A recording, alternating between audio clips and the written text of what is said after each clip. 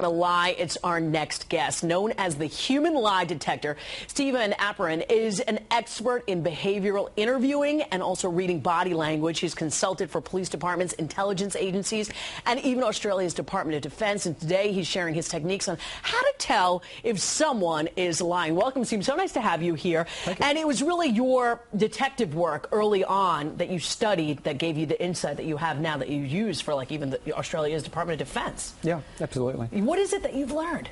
Well, basically, I've always been interested in what makes good liars, and typically, for every one lie you tell, you have to invent another two or three to protect yourself from the first one. Wow. Plus, you've got to think, what have I said previously that could contradict me now? Neurologically, a truthful person doesn't go through that process.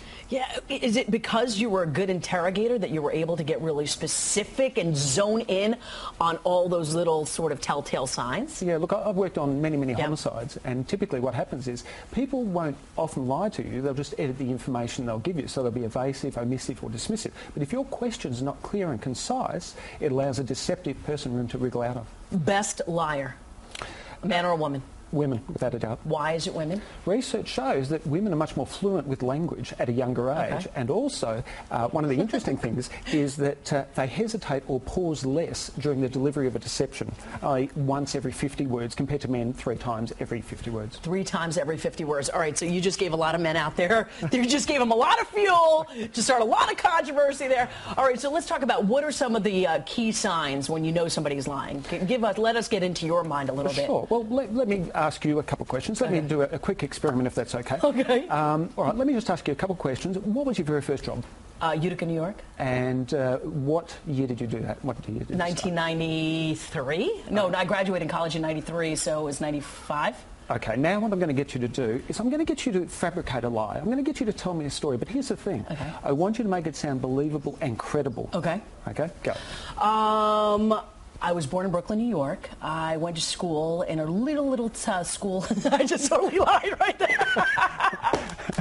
All right, it's 2 over. That was such a... I wasn't very fluid. Okay, I'm going to tell you something that's believable, right? I was born in Madras, India. I came to this country when I was 10 years old. I went to a small school in Pennsylvania. I studied international studies and Spanish. I was a Spanish major. That'll do. Now, interestingly enough, we'll start with the first story. That's quite interesting. As you were actually telling me what you were telling me, one of the things I look for is conflict or contradiction between what a person's saying and what their body language is telling us.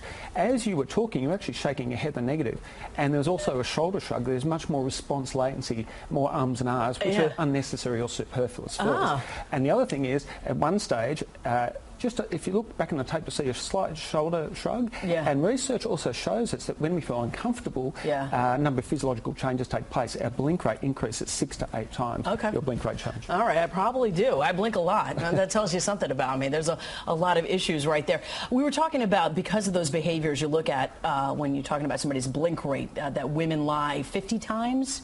How many? What was it? 3 times every 50. Okay, less deceptive. So the ums, the ahs. How about the eye contact? Is that key? That's a bit of a misnomer. When I asked you a question to recall, you looked away. You looked up to your left. So if you're likely to fabricate or embellish, in your case, you look in the opposite direction, using your creative side of your brain. So loss of eye contact is not always indicative of deception, but often of neurological recall. There is no creative side of this brain. It's all fried. I'm working these hours, that's for sure. I really appreciate you coming in. It's an interesting line of work, and it's interesting how you're able to deduct and deduce how if somebody is lying. And it's an interesting fact that women lie better than men. I always need that. For more information on how to tell if someone is lying, log on our website, pix11.com/morningnews, and we'll have more insight into the human lie detector. All right, Tim.